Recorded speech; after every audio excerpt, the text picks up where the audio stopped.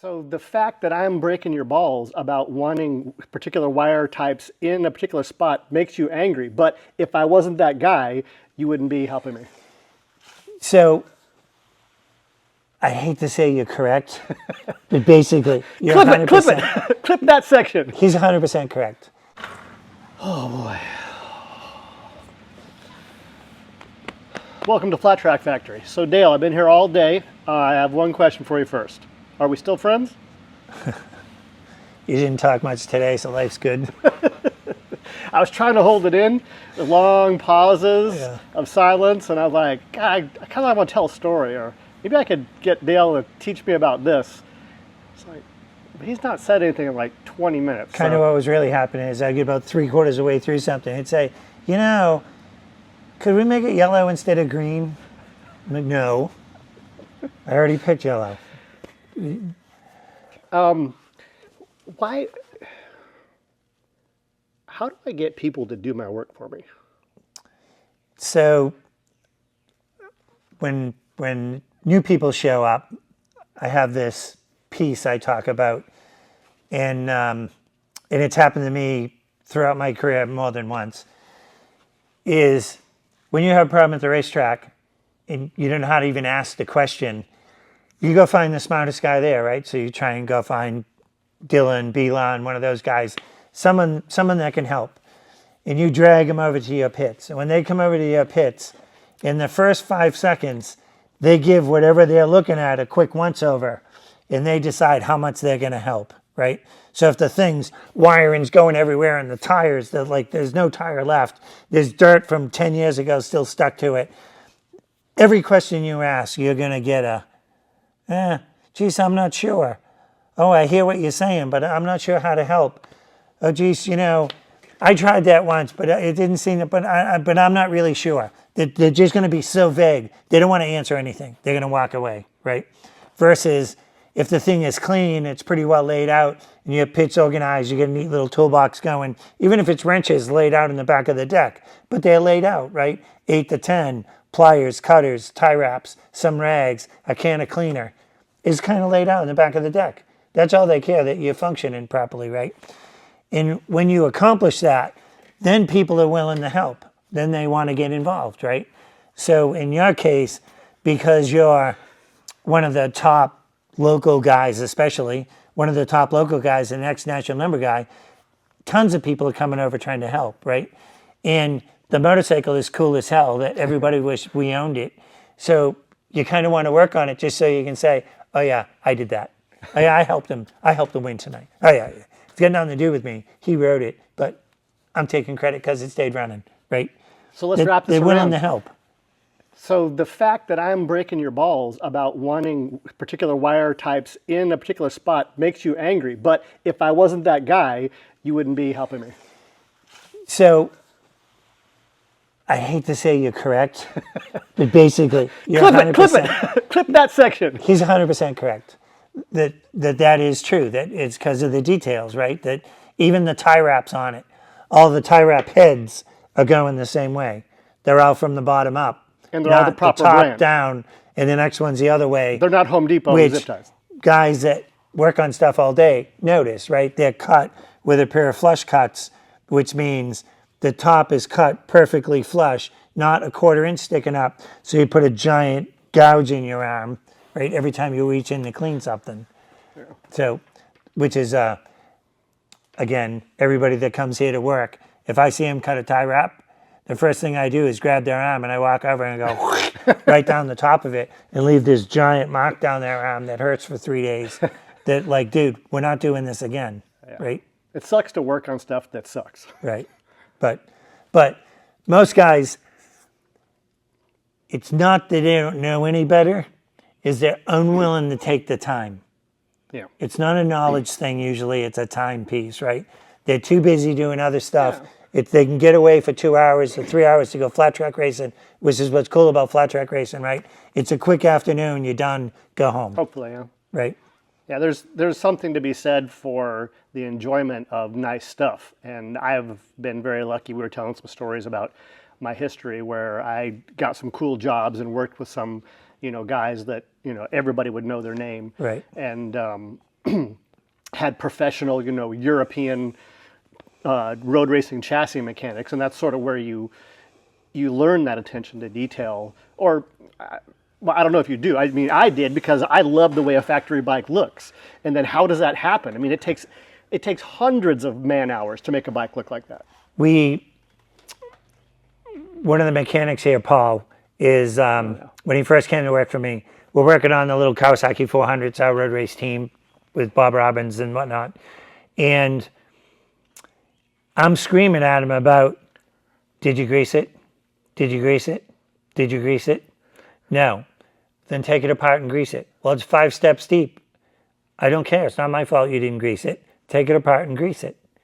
I make them take the whole swing arm back out, shock back out, linkage back out, and grease the bolts, right? That every bolt I want high pressure lube on the threads.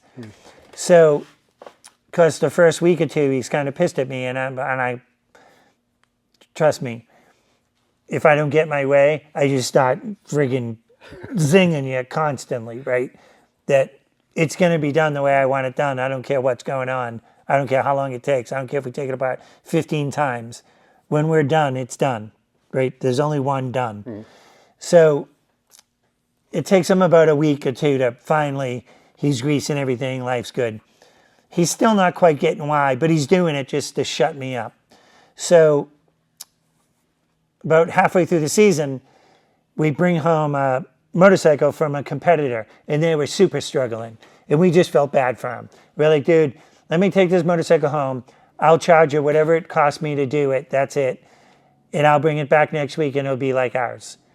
They decide, okay, let's do it. So we bring it back. We completely take it apart. The only thing we didn't take out of it, we didn't take the motor out of the frame. Everything else we took apart. We put it back together. He wasn't working on it 5 minutes, and he's already, Dale, come here for a second. And I'm on the other side of the shop, yelling it back over. No. No, I need you to suck it. No. Can you? No. How about no? And I'm keeping saying no, because I know what he wants. We went to change the engine covers, and he can't get the bolts torqued because the freaking threads are wore out already halfway through the season because nobody's putting grease on them, right? And he can't get him the torque, and the torque wrench is moving and moving and moving, and he knows it should have stopped way back here, and he's down here. So that's why I'm yelling over, no, I don't even want to come over there because I know what it is. And I'm yelling back over, just tighten it. Whatever tight is with your hand, that's good enough. Just tighten it. That's the best we're going to get. And it still took him probably half a day before it dawned on him, holy crap, now I get it. It's because none of these bolts have been greased before. Yeah. I'm like, yeah. He's like, our bike, that one bike we're running that we're winning the races with, is a year old. Yeah. And it doesn't do that. I'm like, I know, because the first time I pulled the bolt out, I greased it before I put it back in. Right? So where I'm going with this whole story is, attention to detail doesn't mean it's painted in lacquer black and 600 grit, wet sanded, and then polished with microfine polish. That's just looks. That doesn't mean anything. What we're talking about is attention to detail. That every bolt goes in and comes back out the way it's supposed to, right? Yeah. Every bolt is the right length. There's not 10 threads sticking outside a nut. If we can't find the right bolt, then we're going to take the wrong bolt, walk over to the vise and cut it, resand it, paint the little end, put it back in, and it's lined up with the nut, right? Yeah. It's attention to details. Yeah, and I don't know. Maybe it's just the way my brain came together in gestation. I'm just that particular guy, or whatever, and it bugs the crap out of some people. But it's kind of been a key to many of the cool people you see on this channel. They'll give us a little piece because I'm that irritating guy, I guess. We keep bringing up this one gentleman, and we do it because this guy is multi-talented. But one of the things what he does for a living is he builds Harley stuff. So he does these Harley cranks. He's one of the best guys in the country. And he has this video of him doing a Harley crank. And so if this is the center of the crank with the lobes and the rods, way out here, he's got 2 dial indicators on. And he's rolling the crank with the rods. And he's filming the dial indicators, and neither one of them is moving. They're just sitting there, basically as still as they can be, 6 inches out from the crank, right, which is 6 times the problem. Yeah. And they're still just sitting there. That the work he does is unbelievable, right? Yeah. That he's looking for half a tenth on the crank before he's happy. So when we talk about tie wraps, he's the first one to notice it. That when he walks by, he doesn't even look over, and he's already giving you a hard time. Like, Dylan, what's up with the wraps? Yeah, exactly. You're like, what are you talking about? You look over, and you got the wraps, one's off center to the others. Yeah, right? so and when you put a sticker, when you've got the stupidity or the stones to make a sticker that says factory and put it on your bike, you're kind of asking for somebody to come and knock you off your pedestal. Right.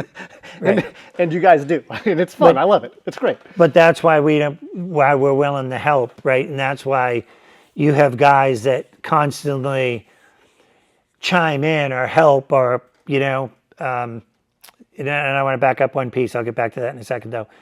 That we're willing to help because we can see that I've spent all day wiring it, which I hate wiring. I'm not even a wire guy. But when I'm done, to me, the thing looks trick. It's all thought out. It's all laid out. It's all Deutsch connected. It's all sealed, right? You can wash it. Water's not going to get in. When I go to the racetrack, I'll get the enjoyment that there'll be 50 people around me, and none of them know I worked on it, but I did, right? I know I worked on it, and I know I just watched it win, and that's cool as hell, right? It's great to see. That's fun. Right? It's fun. And I think the older I get, the more I realize this is what racing is. Because, racing is a few minutes of event, but this is, hours and hours of camaraderie. But that's why guys come over, right? They see that the time and effort they put in was worth it, and they got to see the result. Yeah, for those that know. I think some of the newer guys, well, I think I'll clip that out. Or maybe I'll just show you that I screw up a lot. So let's cover a piece. I got a piece for you. Okay. So I get, on average, $100 an hour to work on something, minimum $100 an hour to work on something. I left my wallet at home. I know where you live, so don't worry about it. So if I'm working on something, you're paying me, right? I make a living doing this. I've got tons of knowledge in my mind anyways. I've got tons of knowledge that you're paying me to do it. So when he asked to bring it over, one of the first things he asked was, well, what do you think it's going to cost? And jokingly, of course, I said, don't worry about it. Just get it over here and let's get it fixed. Well, he asked again, what do you think it's going to cost? And I'm like, don't worry about it. We'll figure it out at the end. And when we went to go to lunch today, he made sure he paid, right? Knowing that I'm taking my time, especially on a Saturday, to do it. But I don't plan on charging him to do it. I plan on charging him for the pieces I used because, and I learned this lesson, one of my buddies taught me this lesson a long time ago, which basically is we used $50 worth of Deutsch connectors. So I can throw $50 in to his project, right, and let him go race with it. The problem with me throwing $50 into his project is it really cost me $100 because I still need those Deutsch connectors because this is what I do for a living. So now I got to go replace them to get back to zero, which means I got to go spend $50 to replace them. But now I spent $50 twice. Right? Yep. I spent the first 50 and second 50. And the time to go order them and make sure you remember to order them. But that's what people don't get, right? Shipping and time and hassle and pain in the ass. But where I'm going with this piece is you were willing to make sure I was taken care of before we started the project. You were willing to make sure I had lunch and that we went to lunch when it was time and that you covered it and that I was going to get taken care of. You didn't take advantage of the situation. And that's where a lot of people super make that mistake, that they'll come in here and I'll say, hey, I'll help. But I don't really know them. So I'm helping, Matt. I'll get it sorted out and this is what it's going to be. And this is what my shop rate is. And whatever it is, right? And then they'll come back and they're all pissed off. Well, you said you'd help. I said, yeah, it didn't run last week and it runs this week. That was my version of helping. Not I was going to give it to you, right? I think we also met, and sort of that, do you know who I am thing that I think we've told this story before. Dale's kind of got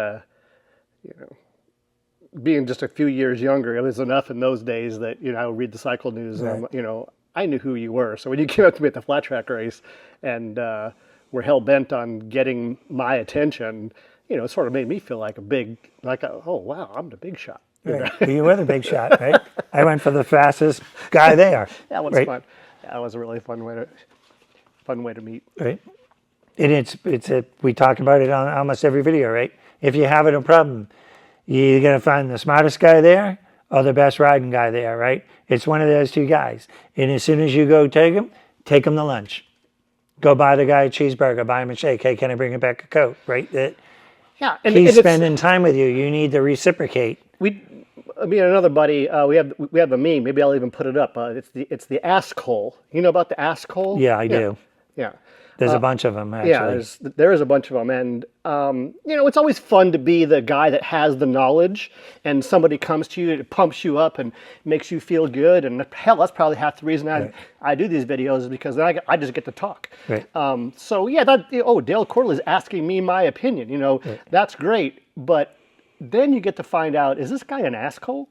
And so I'm going to go over and find out. And then you just say, whatever I said to him, he just really wasn't doing what I wanted. So it's the famous, I grabbed a big wad of the red shop rags, the duct tape, and you've got to move up, you know? Right. And if this guy does this stupid thing, that will prove to me, that was the barrier to entry. Right. And then you did it. Right. And I did it, I spun it out. Right. You said it would hook back up, but it didn't. I'm not saying that my advice was perfect. Yeah. Oh, your advice is right. I just wouldn't let go of the throttle, right? You just said lean back, it'll hook back up. But I leaned back, it didn't hook back up, and I spun out. But it was, right? But our point is just that. Our point is you need people to help. You need to reciprocate. That's my point to this particular piece, that there's no reason they should come over and help. They spent thousands of dollars to learn what they learned, and they're willing to give you some, but more importantly, they gave you time, which can't be replaced, right? Time cannot be replaced. Yeah. What else can we talk about? What's on your mind? I had one earlier. I'm trying to think of what it was, though. I know.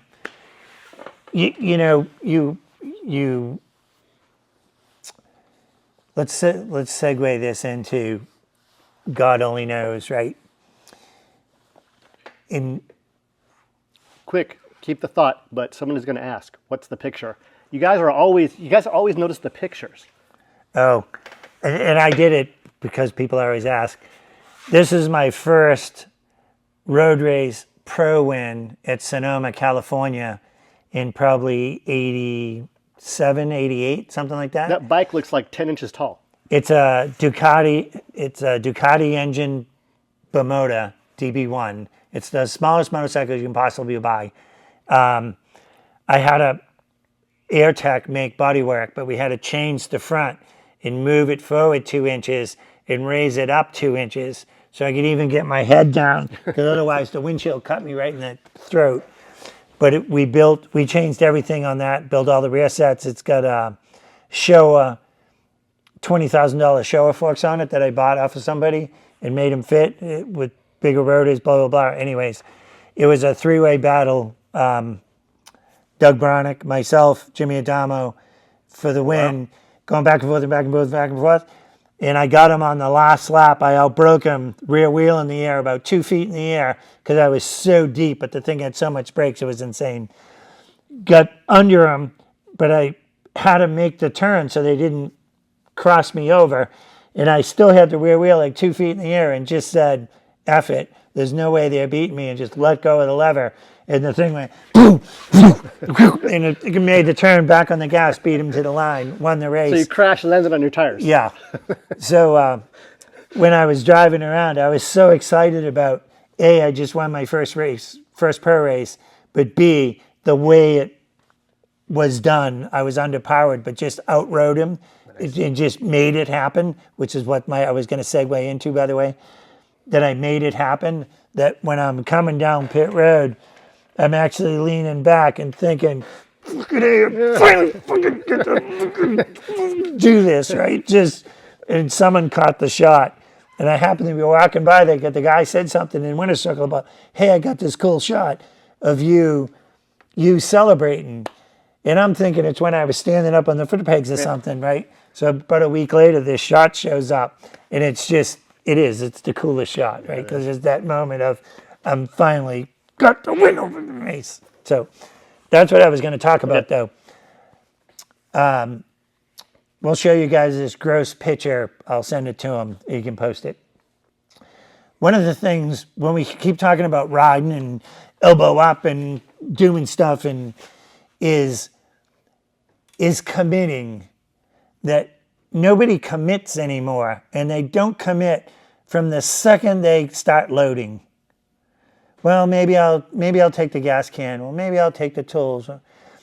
Maybe I'll put a tire on. Well, now it doesn't really need a tire. I've only got 19 seasons on this one, and I don't ride that much, so I'm not going to put a tire on.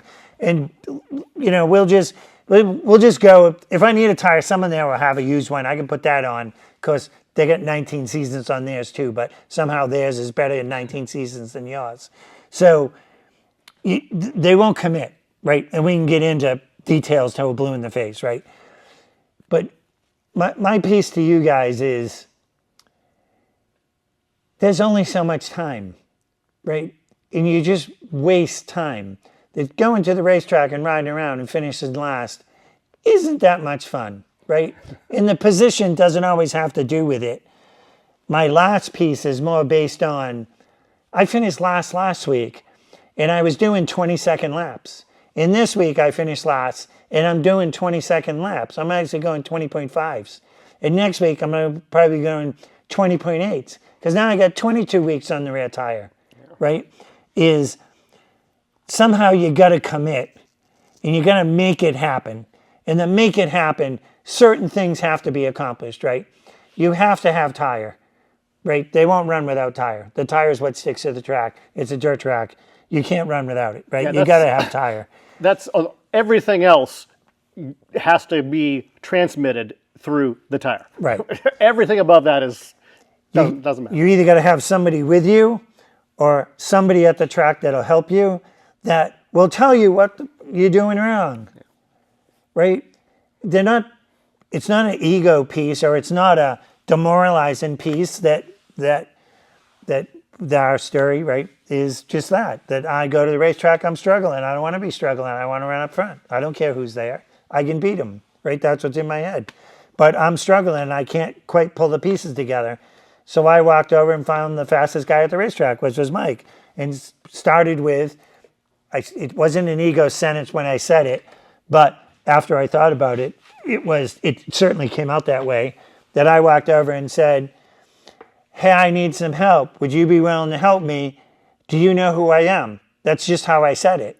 But I was trying to shortcut the whole thing because I was in a hurry, because I had a practice in about 5 minutes, right? Trying to shortcut the whole thing, that I didn't want to have him talk to me like I didn't know what I was talking about. I wanted him to know who I was. No matter what you say, I can follow it. Yeah, and I also remember you kind of saying, just tell me, I don't care. Yeah, well, my next sentence was before you even say something, since you said, yes, you're willing to help, before you even say something, I want to hear what's wrong.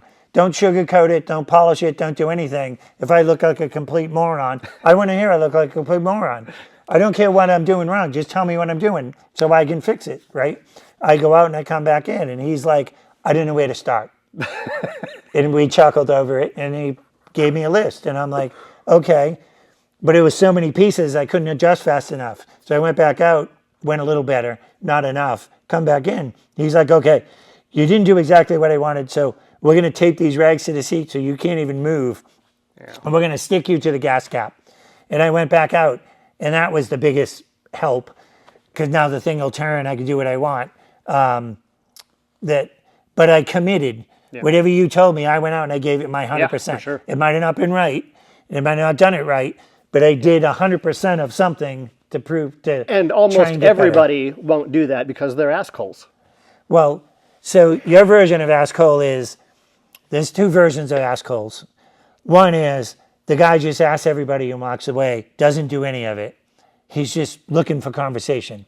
The other version of it, the one I hate, is that the guy will ask 5 guys, but he has an idea in his head, and he's looking for somebody to match that idea. And as soon as someone matches that idea, he's like, oh yeah, that's good, that's what I'm going to do. And he goes and does it. You're like, what? Why did you ask anybody then? Right? I can see meaning the information together and coming up with a mean answer, but not finding someone that matches you. That's just being an asshole. It's a human condition. Do you agree? I absolutely agree. I mean, it's tough. You know, Right. I do it myself. I catch myself doing it. It's a tough thing to put your ego aside and say, I want to get better at this. Somebody else has the information. I'm going to find somebody good and just do it. It's But tough those to do. guys don't move forward, right? They do not move forward. To move forward, you have to be willing to be wrong. To move forward, you have to be willing to fall down. To move forward, you have to move forward. Hey, let me ask you this. You know, there's something about motorcycle racing. We've run across it recently, you and I both together in this shop. I'm working on a pet theory here. There's something weird about motorcycle racing that there's so much physicality involved in it compared to like maybe cars, which is what you do in the shop mostly. That is there. Where am I trying to go with this? You can be really good but wrong and still go fast in motorcycling. Is that less so true in cars? So it goes back to our least worst handling. Yeah. It's the same thing riding. You can do 50 things wrong, but you can't do 50 things wrong and 3 things right. If you do all 50 wrong, the thing will fly and you'll win races. But you can't do 50 wrong and 3 right. You have to either be all wrong or all right. You can't mix wrong and right.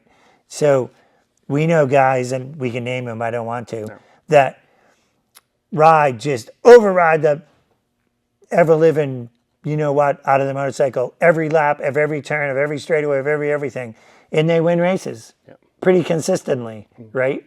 But they're 1st, 5th, 3rd, 9th, 7th, 2, 9, 4, 6. You take someone like Dallas Daniels, and he's 1st, 2nd, 1st, 2nd, 1st, 2nd, 1st, 2nd, DNF, 1st, 2nd, 1st, 2nd, 1st, 2nd. There is no 5th, 6th, 9th, right? Doesn't matter what the racetrack is, where he goes, TT, doesn't matter. Yep. He'll come to the reality of, this is what I need to do on this day to run this racetrack and run up front. And if he's not doing it, he's so upset, he's asking the mechanic, well, just tell me what to do, and I will do it. It's back to commitment, right? We're back to the commitment. Just tell me what to do. It's never an ego piece. Well, this is how I ride. You'll never hear that out of Dallas Daniels' mouth. This is how I ride. He might say, this is what I'm doing, so to give you some idea, but he'll never say, this is how I ride, right? Which is another asshole problem. That you're answering the guy. As soon as you tell him how to fix it, he'll say, well, I do this. Well, who cares what you're doing? You're off the pace. You're the last place guy. Why are you wasting my time with information of what you're doing? I don't want to know what you're doing. Right? And whatever you're doing, stop. Right. You're in the same boat, right? You don't want to know what he's doing. You're the last place guy. I don't even want that information in my head. Stop saying it. Since I've been injured, you got to go? We're good. Since I've been injured, I've been toying with the idea of putting some people on my stuff, which is an extremely strange phenomena. But I don't know, right or wrong, I've become fairly committed with my package since we've been kind of doing the same thing and tweaking to keep up with the modern bikes. And the bike, I think it's fair to say it has a provenance, as they would say, it has a bit of a history that's not bad. So I've raced for a living since I was 7. I'm 63. I've done go-karts, regular go-karts, McCullough go-karts, Yamaha go-karts, Comet go-karts, motors. I've done shifter karts, 125s. I ran a 250 real European shifter kart at Charlotte one year. I've done the race cars, stock cars, road racing, circle track He's racing. important to ARCA car. Yeah. We got a Craftsman truck. We got what else am I missing? Whatever. There's the dirt car, Yeah. right? And I've road raced motorcycles from club racing all the way to my best year is second in AMA Superbike points, right? That I've done pretty much everything. And everything keeps boiling back to the same piece, which is committing to do it, giving it 100%, and not giving up while you're doing it. Don't get halfway through the day and give up. Yeah. Right? And where I'm going with this piece is, in all of this stuff that I've done, all of a sudden, my son decides to go flat track racing, and we show up, and we look up, and there's this bike out there going,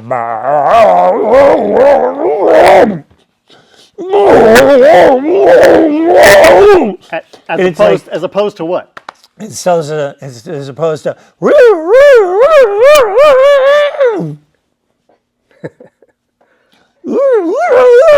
like a 10-second stall, right? You've got like a 1.5-second stall of off the gas to back on the gas. That the friggin' fence post is shaking, that you have to walk over to the fence to see what the hell is making this noise on the racetrack. When you walk over and watch him ride, I mean, he's just feet up, friggin' laid out, sideways, and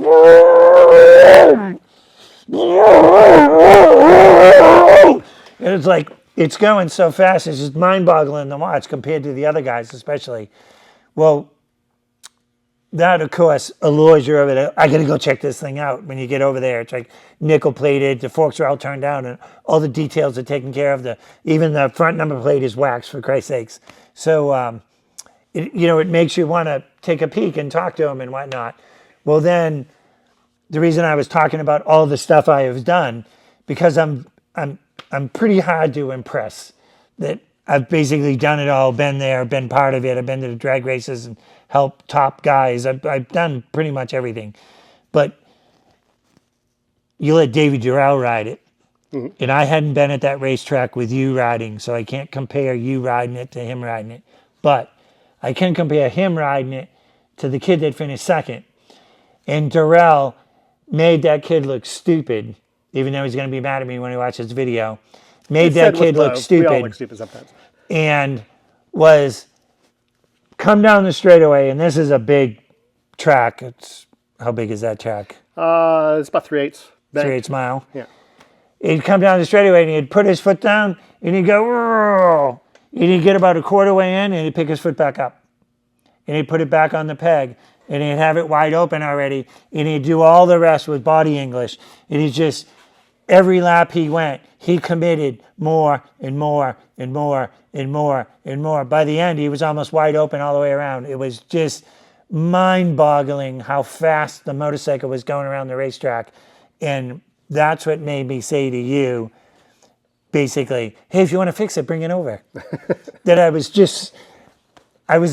super impressed with the motorcycle before that, but that day was just mind-boggling, standing at the fence, watching that guy ride that motorcycle around the racetrack. I watched it's probably the first main event I've ever watched without my son running the whole time I've been involved in it. I just couldn't take my eyes off of it. And to be fair, Durrell is a huge talent. I mean, he's a legend. I mean, we constantly talk about, right, in the U.S., for people in Europe, in the U.S., there's only 99 numbers. And so to be a national number pro, you're one of 99 to be a national number pro, right? Yep. So if you have your own number and you get to carry it year in, year out, then you're a somebody, because you're one of 99 people, right? You got to score points. You got to get it on the box. You got to really do something. Well, Durrell was a national number pro. In the pro side, there's only 15 numbers, and constantly had the same number. Yeah. Right. I mean, he was just on it for years. And as a side note, let's not even get into how many times he won Pikes Peak. Yeah. And he's still alive. Yeah, and other stuff, right? And now he's into he's got a killer suspension business. Yeah. That he really knows his stuff also, right? You know, we were making a video with Beeland the other day, and I just used the thumbnail of VP fuel, you know, just showing, we were just talking about what fuel requirements might be. And we were talking, you know, somebody accused me of shilling for VP. We don't shill for anybody. It could be anything. We could have used Sunoco. We just happen to be running VP at the moment, right? Yeah. You know, and you know, we're not shilling for Davey, or maybe I am. I think he's a great guy. He has a good business. He makes great products. Is that shilling? So be it. I don't think you can honestly tell the story without the name involved, right? That those guys deserve credit. It's not, and it's totally uninteresting if you don't say the name. They deserve credit. Yeah. I mean, the guy that's who was riding it, right? Yeah. He deserves credit. Yeah.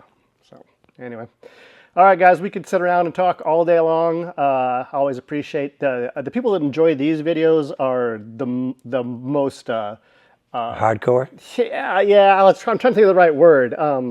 They're the most passionate. You know, they watch the whole video. Those are the people that pull out. You know, my niece. Your niece. Yeah. We've got a early open wheel rear engine Indy car. What's cool about the Indy car is it's Rupp. You might not be able to see that. Rupp go-karts and mini bikes, based out of Ohio. Yeah. That my father was buddies with those guys, and so he sent them when he qualified for Indy. It says right on it, you know, thanks for all the support, Herb, Mickey Rupp. So it was kind of cool. You're involved with people, right? And this is this is part of the video that I want to thank you for watching, because if you got to this point, you are one of the rare people hardcore. YouTube has a new feature, super thanks. If you'd like to support the channel financially, we've got some really cool new mics that sound so much better. So you know, when you guys are so incredibly kind to donate to either my PayPal, which link in the description, or the new Super Thanks where you can contribute directly. Just so you know, it goes to equipment so we sound better and try to look better and make better videos. None of it goes to us playing or racing or anything. It goes, all of it goes to the YouTube channel. Just to clarify that, right? Yeah. And trust me, every penny has to, because the amount I get from these videos is like this. So anyway, guys, thanks so much for watching. Thanks, guys.